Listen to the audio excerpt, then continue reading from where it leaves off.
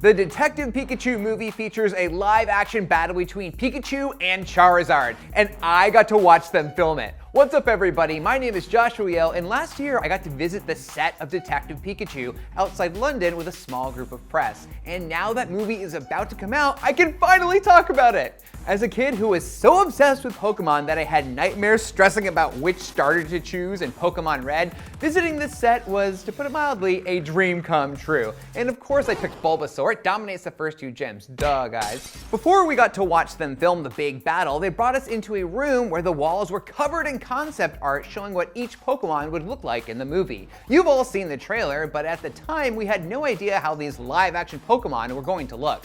That's where I got my first look at live-action Charizard, and it had this rough, scaly skin like a Game of Thrones dragon and real fire on its tail, and it was awesome. They said they waited this long to make a live-action Pokemon movie so they could make them look like they existed in the real world, like in Fantastic Beasts, and turn out it was worth the wait. So I'm in this art room, like losing my mind, like there's live-action Bulbasaur, there's live-action Snorlax, there's my precious live-action Psyduck. But then before my brain is even done processing all of this, they move us along to the main set where they're filming Pikachu's battle with Charizard. To get some context for the battle, we talked to some of the actors like Justice Smith, who plays Tim, and Omar Chaparro, who plays the Charizard trainer named Sebastian.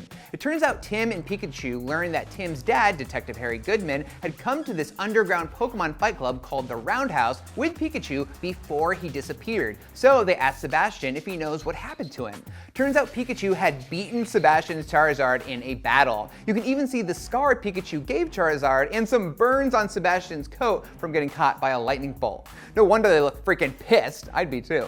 Sebastian agrees to tell Tim what he knows about his dad if Pikachu can beat Charizard in a rematch. Remember, something mysterious happened to this Pikachu, so all he can do is solve mysteries, not battle. So he can't even use his moves, and we see this play out in the trailer to comedic effect.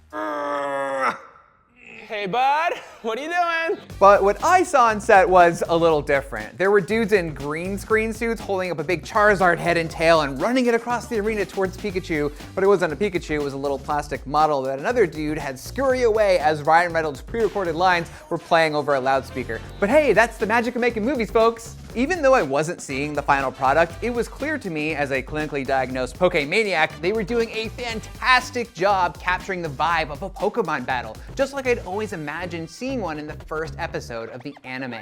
There was a crowd chanting and cheering as the Pokemon squared off. Big screens even displayed phrases from the games like, "It's super effective." When they took a break from filming, we got to check out the arena, and let me tell you, stepping onto an actual Pokemon battlefield with all the little details just right, like the painted lines and damage from previous battles marring the surface, was nothing short of magical. I was like, someone give me my Pokemon cards, I need to fan myself. So that is all the coolest stuff I saw on my visit to the set of Pokemon Detective Pikachu. If you want more, check out our video on what the producer said about the possibility of a Pokemon cinematic universe. And be sure to follow and subscribe wherever you like to watch IGN.